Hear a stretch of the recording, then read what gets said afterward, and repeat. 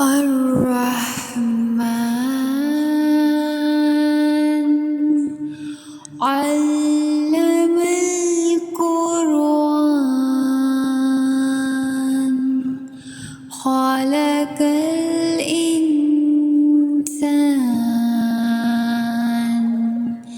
علمه البيان. Welcome back to our channel Quran Visual Learners. Assalamu alaikum. This is Salma Khan, your Quran teacher. I hope you all fine and great. Quran memorisation series के day 1 में हम सूरह Rahman visual learning method के through समझने की कोशिश करेंगे. So let's start. Visual learning method के 4 स्टेप्स हैं. So step number 1 is select आयात according to the context.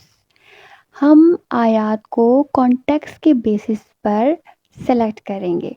For example, जैसे कि हम सूरह रहमान स्टार्ट करेंगे, ठीक है, तो अब सूरह रहमान की हम स्टार्टिंग की 4 आयात सेलेक्ट करेंगे, इसलिए कि इन 4 आयतों में रहमान और इंसान की बात की जा रही है. लेकिन अगर हम 5th आयत को पढ़ें तो यहाँ पर सूरज और चाँद सितारों की बात हो रही है. इट्स मीन कि थोड़ी सी बात चेंज हो गई है. जहाँ पर इंसान की बात चल रही थी, अब वो दूसरी मखलूक़ात की तरफ बात चली गई है.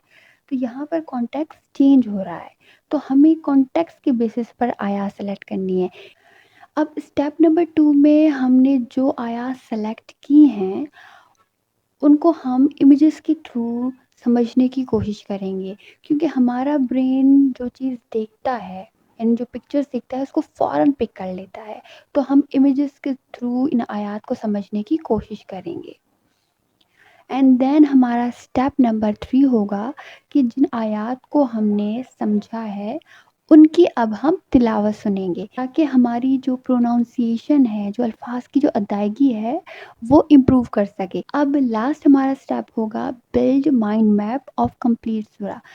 ठीक है, अब वो किस तरह यूज़ करेंगे या किस तरह बनाएंगे वो मैं आपको बाद में बता. तो चलें अब अपने लेसन को स्टार्ट करते हैं. सूरह रहमान के बारे में कहा जाता है कि ये अपने स्टाइल के एतबार से और अपनी ब्यूटी के एतबार से बाकी तमाम सूरतों से अलग है, एक मुनफरिद सूरत है. अब इस सूरत को समझने के लिए इसके बैकग्राउंड को समझना बहुत ज़रूरी है. ये तब की बात है जब नबी सल्लल्लाहु अलैहि वसल्लम मक्के में थे, यानी कि अभी उनकी हिजरत नहीं हुई थी, और वो तौहीद की दावत दे रहे थे. आपको मालूम होगा कि खाना काबा में 360 बुत थे. ये जो मूर्तियाँ होती थी वो वहाँ पर रखी गई थी. तो नबी सल्लल्लाहु अलैहि वसल्लम उनको दीन की दावत दिया करते थे.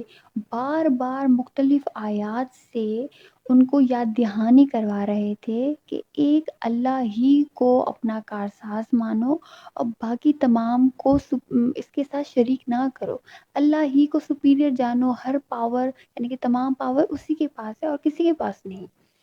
लेकिन जो अरब लिसनर्स थे उनका हाल ये था कि वो अब इस बार बार की बातों से तंग आ गए थे और उन्होंने ये कहना शुरू किया और उन्होंने मुतालबा किया कि ए मोहम्मद सल्लल्लाहु अलैहि वसल्लम, अगर तुम अपनी बात पर सच्चे हो कि अगर हमने अल्लाह को हर मामलात में सुपीरियर ना जाना तो अल्लाह हमें अजाब देगा, तो ठीक है, अजाब देकर आओ, हम भी देखें कि अजाब किस तरह का होता है. अब अल्लाह को तो मालूम था कि अगर इनको मैंने अजाब दिया तो फिर इनके बचने की इसको जगह नहीं मिलेगी, बचने को इनको कोई जगह नहीं मिलेगी. लिहाजा अल्लाह पाक इनको सख्ती से और अजाब देकर समझाने के अल्लाह पाक उसको रहमत से समझा रहे हैं और पहली ही आयत अर्रहमान नाजिल फरमाई. अब यहाँ पर एक सवाल पैदा होता है कि अल्लाह के तो बहुत सारे नाम हैं, लेकिन अल्लाह ने इस सूरत में अर्रहमान ही अपने लिए क्यों चुना? इसकी वजह ये है कि इंसान को सबसे ज़्यादा जिस चीज़ की ज़रूरत है वो है अल्लाह की रहमत की.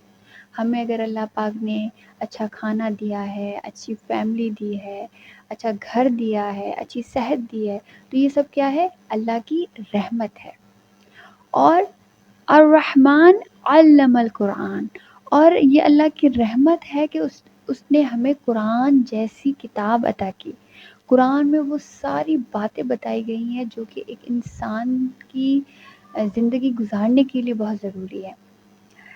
آج کل پرسنالٹی ڈیولپمنٹ پر ایک کورس چل رہا ہے جو کہ بہت ہی فیمس ہو رہا ہے۔ جب میں نے اس کو اٹینڈ کیا تو جب میں نے یوٹیوب کے تھرو اس کورس کو میں نے سنا تو اس میں وہ ساری باتیں بتائی جا رہی تھیں جو قرآن کہتا ہے۔ فار ایگزامپل قرآن کہتا ہے کہ غصہ مت کیا کرو، اور سکسیس کے حوالے سے بتایا جا رہا ہے کہ سکسیس کے لیے کنسسٹنس رہنا بہت ضروری ہے، اور کنسسٹنسی پہ تو ایک حدیث نبی صلی اللہ علیہ وسلم نے بیان کی ہے کہ اللہ پاک کو وہ عمل بہت زیادہ پسند ہیں جو کہ مختصر ہوں لیکن وہ مسلسل کیے جائیں۔ یہ نہیں کہ ایک باری میں آپ اتنا کوئی بڑا سا عمل آپ کرو اور بعد میں آپ تھک جا کر اور پھر چھوڑ دو۔ اسی لیے اللہ نے کہا ہے کہ مختصر لیکن مستقل عمل کیے جائیں تو وہ اللہ کو بہت پسند ہے۔ یہ ساری باتیں پرسنالٹی ڈیولپمنٹ میں بھی کہی جا رہی تھی، تو مجھے ایسا لگا کہ یہ قرآن سے ہی ایکسٹریکٹ کی گئی ہیں باتیں۔ تو قرآن اصل میں وے آف لائف ہے ہم سب کے لیے۔ تو وہی رحمان وہ ہستی جو رحمان ہے اس نے سکھایا قرآن۔ پھر ایک اور بات کہی گئی ہے کہ اس نے انسان کو پیدا کیا۔ اب یہاں پر ایک سوال پیدا ہوتا ہے کہ جو باقی جو جانور ہیں یا باقی جو مخلوقات ہیں پھر وہ کس نے بنائے؟ وہ بھی اللہ ہی نے بنائی ہے، لیکن یہاں پر انسان پر فوکس کیا جا رہا ہے، اس کی امپورٹنس بتائی جا رہی ہے کہ انسان کو بنایا ہے اور انسان کے لیے ہی باقی چیزوں کو بنایا ہے۔ یہ پیڑ پودے یہ کیوں بنائے ہیں؟ تاکہ ہم اس سے فائدہ اٹھا سکیں، ہمارا کھانے پینے کا انتظام ہو سکے، ٹھیک ہے۔ سورج چاند یہ یونیورس کیوں بنائی ہے؟ تاکہ ہم سورج سے فائدہ اٹھا سکیں۔ اور اتنی بڑی جو یونیورس بنائی ہے یہ اس لیے تاکہ ہمارے لیے نشانیاں ہوں، سائن ہوں کہ دیکھو کہ اللہ پاک بغیر کھمبے کے، بغیر کسی 4 ستونوں کے اللہ پاک نے آسمان بنا لیا، تو وہ انسان کو بھی دوبارہ پیدا کر سکتا ہے، دوبارہ اس کو اٹھا سکتا ہے۔ تو یہ ایک سائن ہے۔ اگر آپ فزکس کو پڑھیں تو آپ کو پتہ چلے گا کہ کتنے یونیورس میں کتنے ایسے سائن ہیں جو کہ اللہ کی توحید پر اور اللہ کی خدا ہونے پر جو ہے نا وہ یقین دلاتے ہیں۔ اینڈ تھرڈ کہ علمہ البیان، اس کو بولنا سکھایا۔ اب ہمیں تو اللہ نے اور بھی بہت سارے سینسز دیے ہیں، جیسے کہ ہمیں آنکھیں دی ہیں، کان دیے ہیں، اور جو ہے اسمیلنگ سینسر دیا ہے، لیکن بولنے والی جو سینس ہے اس پر کیوں اتنا ایمفسائز کیا گیا ہے؟ تو اس کی وجہ یہ ہے کہ اسپیک انسان اگر آپ ایوولوشنری پیرامڈ چارٹ کو دیکھیں تو وہاں پر انسان اپنے کریکٹرسٹکس کے بیسس پر ٹاپ پر ہے۔ کیوں؟ کیونکہ اس کو سمجھ بوجھ ادا کی ہے، اسے اسپیکنگ سینس دیا ہے، اس نے بولنے کا فن دیا ہے۔ فار ایگزامپل چونٹیاں کتنی محنت کرتی ہیں، آپ ان کو دیکھیں صبح ہو یا رات ہو وہ مسلسل اپنے کام میں مصروف ہوتی ہیں، لیکن کیا کبھی ان چونٹیوں نے ہمیں یہ بتایا ہے کہ دیکھو جس طرح ہم محنت کر رہے ہیں آپ بھی اس طرح محنت کرو؟ نہیں، کیونکہ اللہ نے ان کو بولنے کی صلاحیت نہیں دی۔ یہ انسان ہی واحد ہے جس کو اللہ پاک نے بولنے کی صلاحیت دی ہے، اور اس کو یہ بولنے کی صلاحیت اس لیے دی ہے تاکہ وہ اپنے آئیڈیاز جنریٹ کرے، اپنی کریٹیوٹی دکھائے، اور سب سے بڑھ کر وہ قرآن بیان کرے۔ تو یہ 4 چیزیں ٹاپ کی اس سورہ رحمان کی سٹارٹنگ کی 4 آیات میں بیان کی گئی ہیں کہ رحمان نے قرآن سکھایا، انسان پیدا کیا اور اس کو بولنا سکھایا۔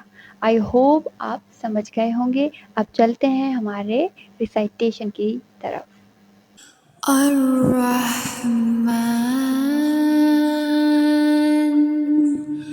علم القرآن خلق الإنسان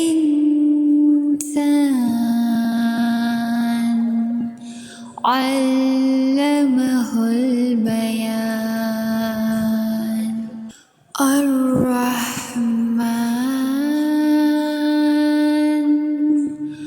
علم القرآن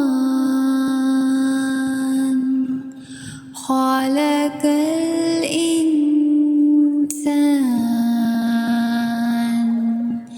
علمه البيان الرحمن علم القرآن خلق الإنسان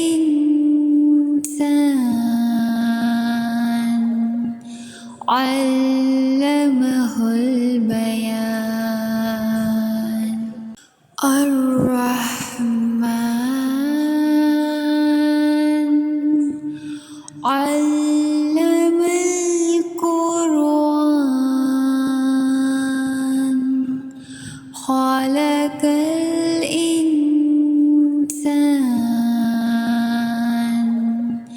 علمه البيان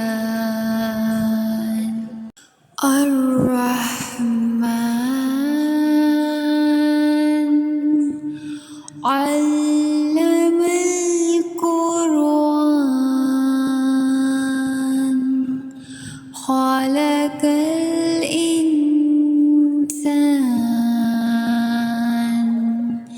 علمه البيان नाउ अब मैं आपको कुछ टिप्स बताना चाहती हूँ जो कि आपको मज़ीद और कुरान को याद रखने के लिए आपके लिए हेल्पफुल साबित होंगे। टिप नंबर 1 ये है कि आपने अपनी एक नोटबुक मेंटेन रखनी है और उनमें इन आयात को मीनिंग्स के साथ लिखना है। टिप नंबर 2 ये है कि जब आप कुरान की तिलावत सुनेंगे तो आपने ये ज़रूर नोट करना है कि कौन से हर्फ को ज़्यादा खींचा जा रहा है। फॉर एग्ज़ाम्पल यहाँ पर अर्रहमान, यहाँ पर माँ को खींचा जा रहा है तो माँ के ऊपर आपने कैप लगा देनी है ताकि आपको ये याद रहे कि इस हर्फ को हमने खींचना है।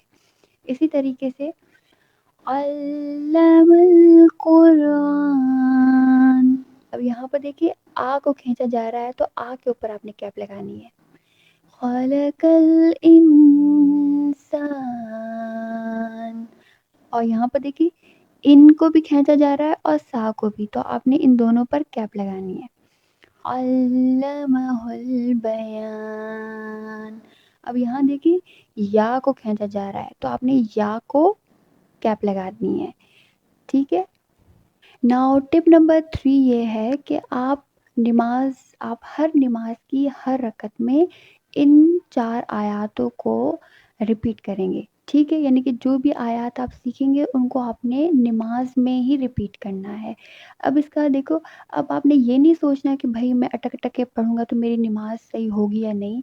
देखिए, आप कुरान सीख रहे हैं और इससे बढ़कर अल्लाह को और क्या चीज़ पसंद आ सकती है। इसीलिए आपने हर रकात में आपने इसको रिपीट करना है ताकि आपको अच्छे से ये याद हो सके।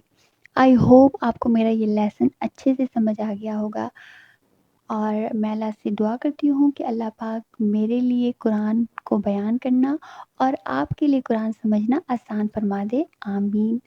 अपना ढेर सारा ख्याल रखें। फिर मुलाकात होती है। अल्लाह हाफ़िज़।